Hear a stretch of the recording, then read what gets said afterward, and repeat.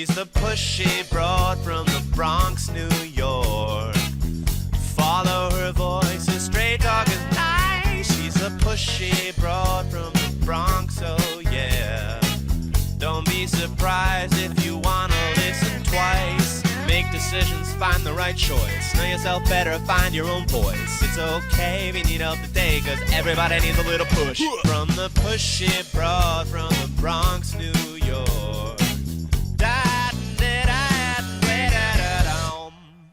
Welcome, Transformation Talk Network listeners. My name is Ellen Stewart, and I am the pushy broad from the Bronx.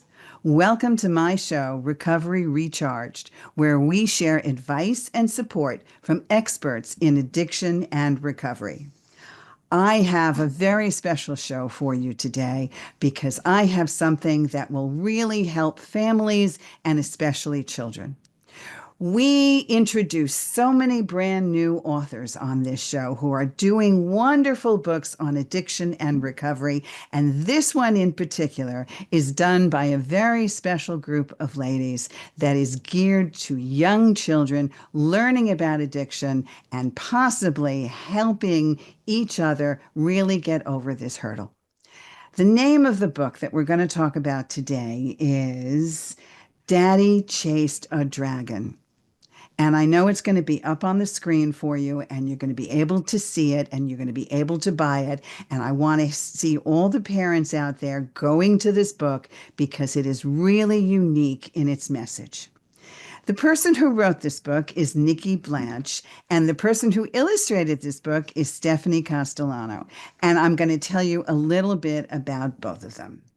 Nikki, who is our author, has always loved words, and as a child was often found reading cereal boxes, instruction manuals, magazines, and all the books, even the dictionary, once cover to cover. Oh my God. Daddy Chased a Dragon is her debut publication, inspired by a conversation with a friend who shared she was unable to find adequate resources to explain a family member's addiction to her 5-year-old child. So this is why she began to write this book.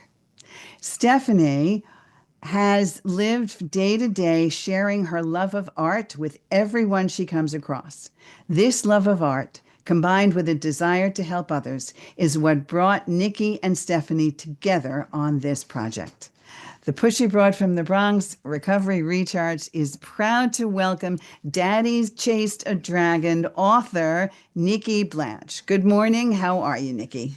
Good, thank you. How are you? I'm good, thank you. So let me start with you. This is a wonderful book. I see the illustrations behind you, and we'll talk to Stephanie in a moment. Tell me a little bit about what inspired you to tackle such a complex topic. It was definitely the conversation with my friend who said she didn't have any resources or couldn't find any resources. And I said, you know what, I will write a book for you because I had always wanted to write a children's book.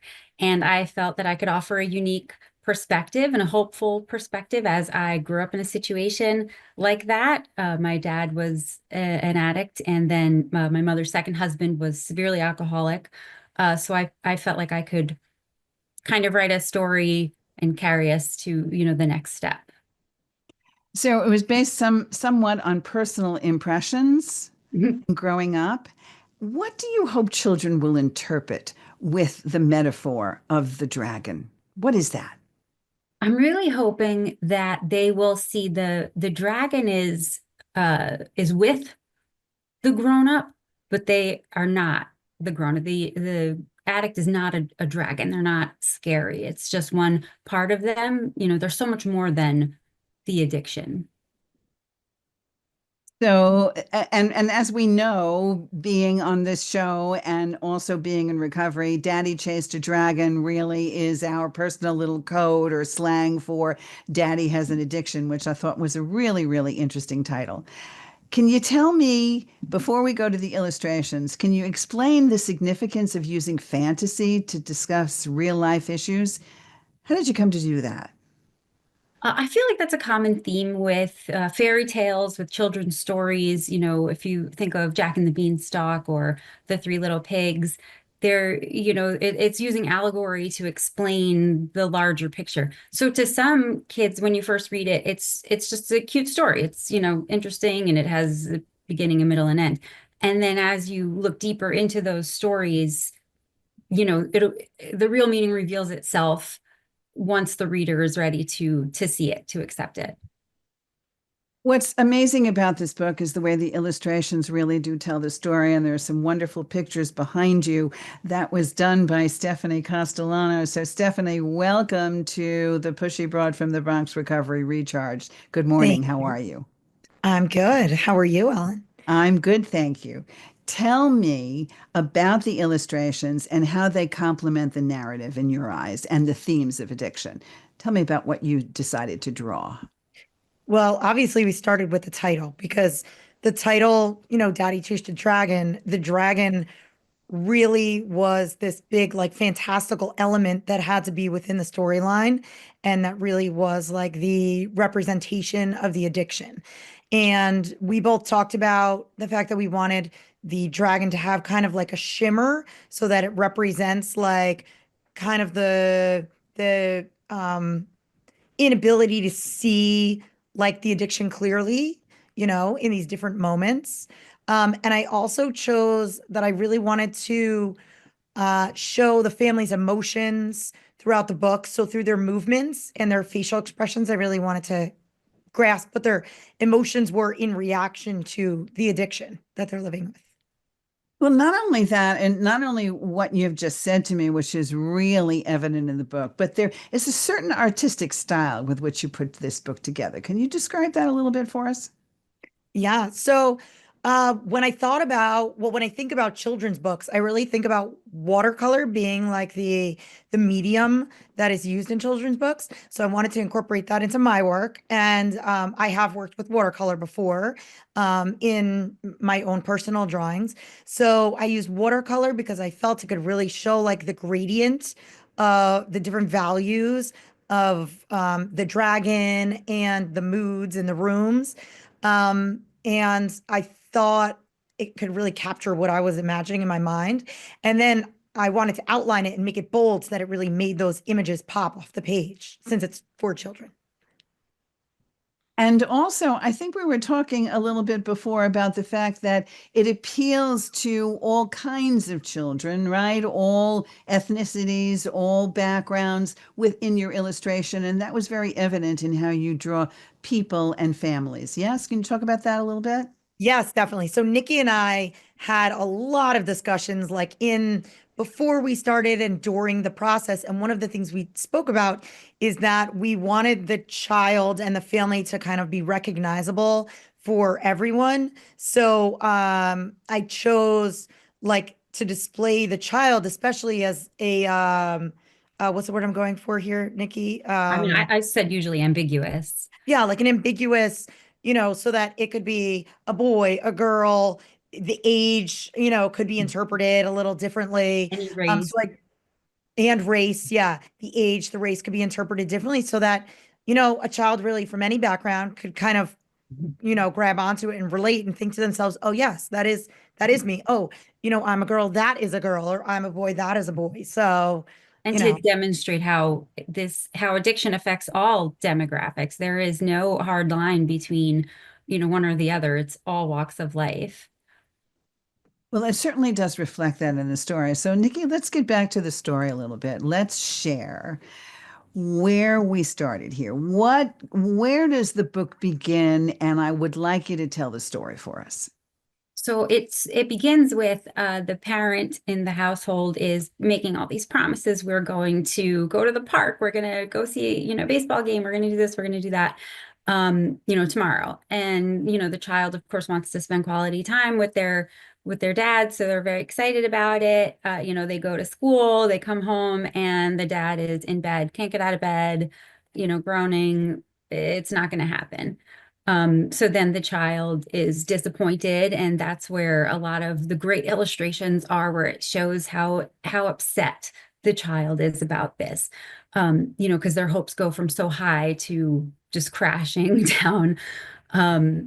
So then it takes us through the mother recognizes that it was not fair to the child to constantly have this disappointment, and it really eroded the relationship between the child and the addicted parent. That child can't rely on that parent. It does not set a good foundation for kids.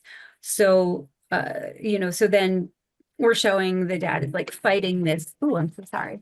The dad is fighting this dragon and thinking, the child is like, what did he go like to this castle and he's got a sword and how does this go? So in the midst of that, the mom explains, what addiction is. And then later in the story, we see that the dad is separated from the family. Sometimes they're talking on the phone.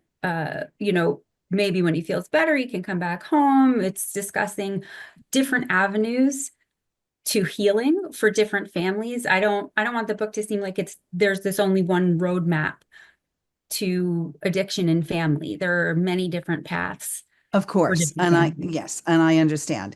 The conversations that I saw when I read it are the kinds of conversations that come up in the family all the time, because there is always a confusion for young children when something is promised and then not followed through on. And that's what happens in families when one of them happens to have a problem with addiction. In this instance, it's daddy chased a dragon, but it could just as easily be mommy chased a dragon as well. We're not singling out father. Okay, so what kinds of conversations do you hope this book will spark between children and adults? Nikki, what do you think?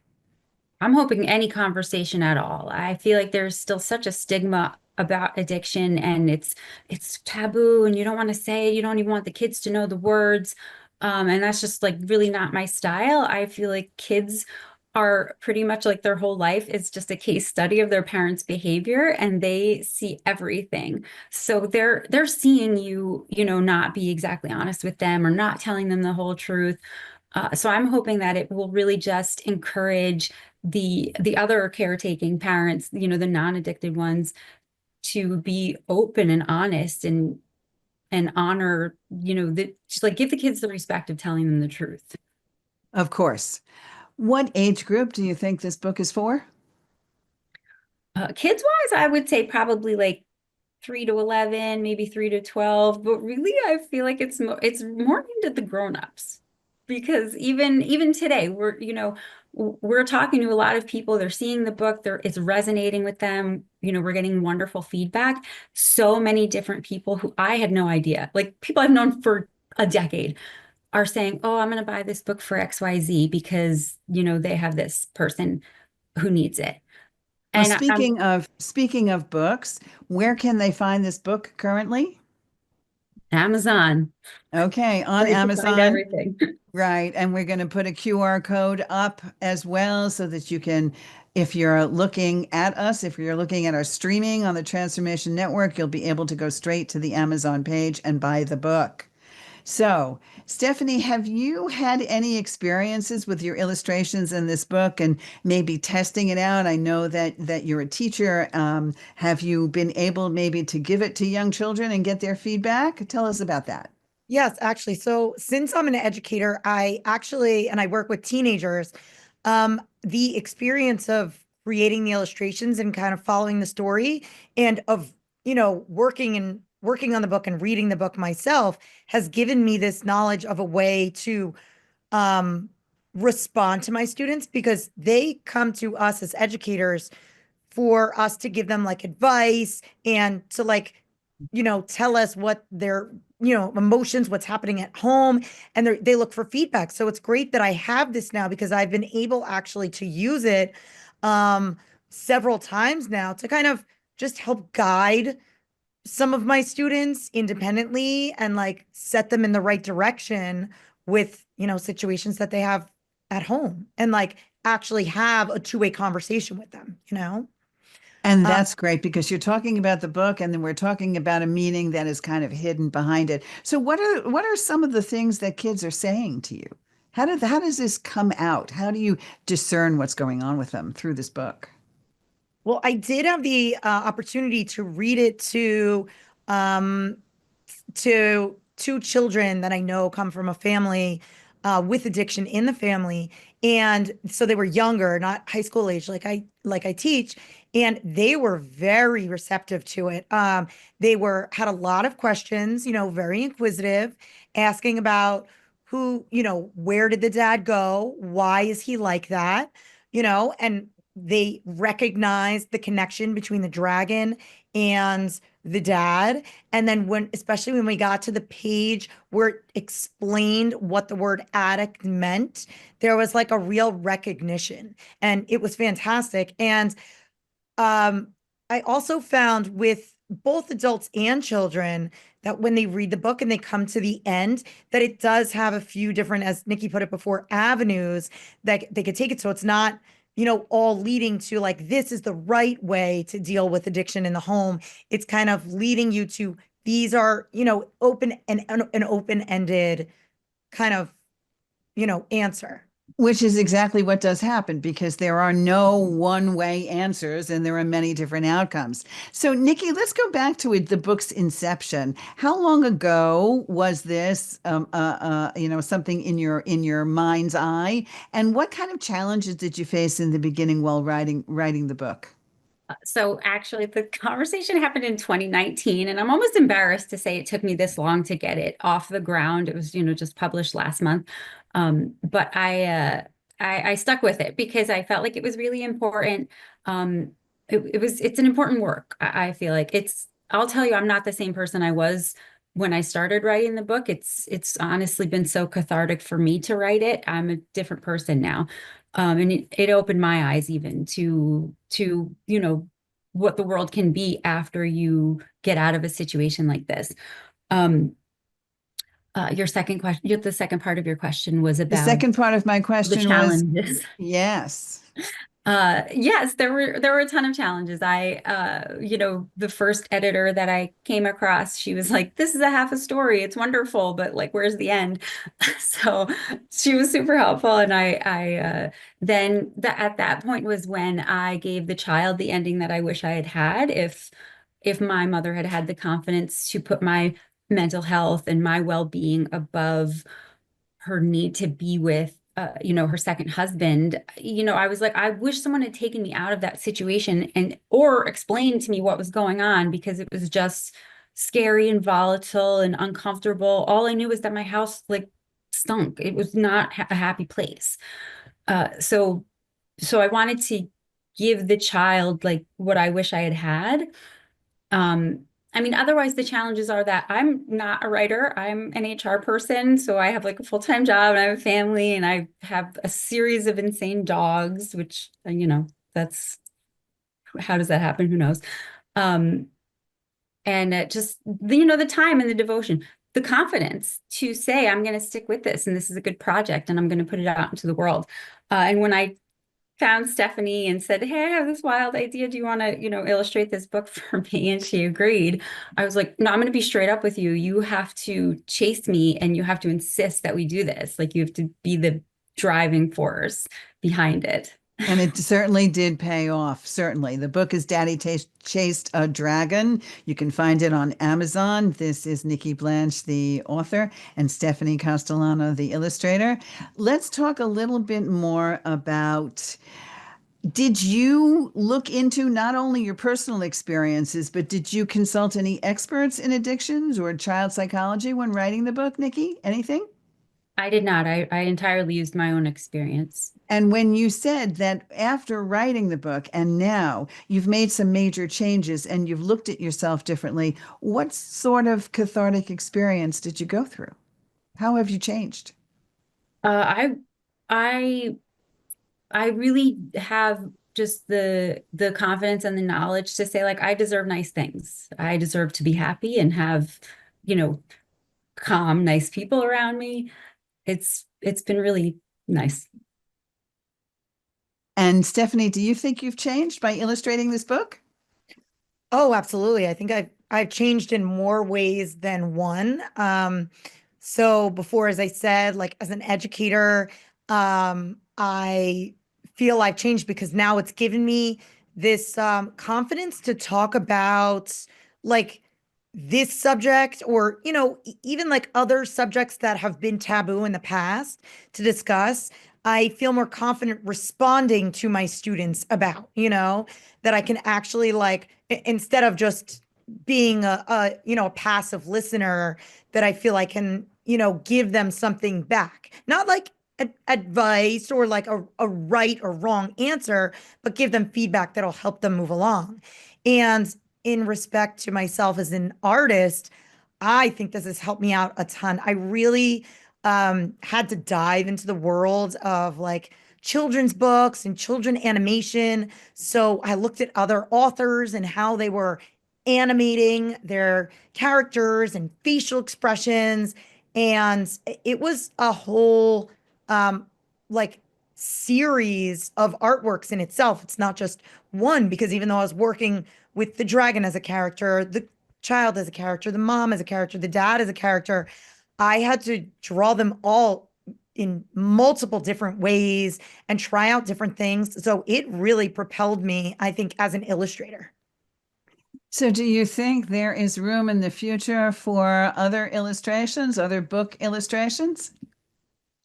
Uh, yeah, I think there will be. I mean, I've talked to Nikki about and contemplating putting myself out there and, offering illustrations to other authors that are looking for illustrations. But Nikki and I have already talked about working on, this and kind of like moving forward with like another variation of this book, like So we Mommy Chase definitely the want to do Dragon. the mommy chase the dragon, right? Because we want Mhm. to show, representation matters. And you could say, oh, this could also happen to a mommy, but the kids who have the mommy in that situation would really like to see a mommy in that situation. It really would help them, I feel like. Yes, it would. It would also help them if they saw a sibling chasing a Mhm. dragon, Mhm. for sure, because it's unfortunate, but one out of every three households can very easily have this kind of problem, whether it is substance use from alcohol or drugs or situations. But the thing behind it is the behavioral stuff that goes on in families and how children react to what they see. And you both have gotten the message out there that it's important to take a look at, that children absolutely absorb and see things. And Nikki, that was very reflective in how it was for you early on, right? The confusion, the not knowing, all of that stuff. So now people are able to discuss this in a way that is helpful for everybody. Yes? So do you have some other topics in addition to this on the horizon? What are you thinking? Or me. Yes. We definitely have received ideas already from our fans, which is fun. About mental illness is one that was brought up, which I feel like ties in very much with alcoholism and addiction. It's not like, that happens in a silo. Certainly there was something that's prompting it.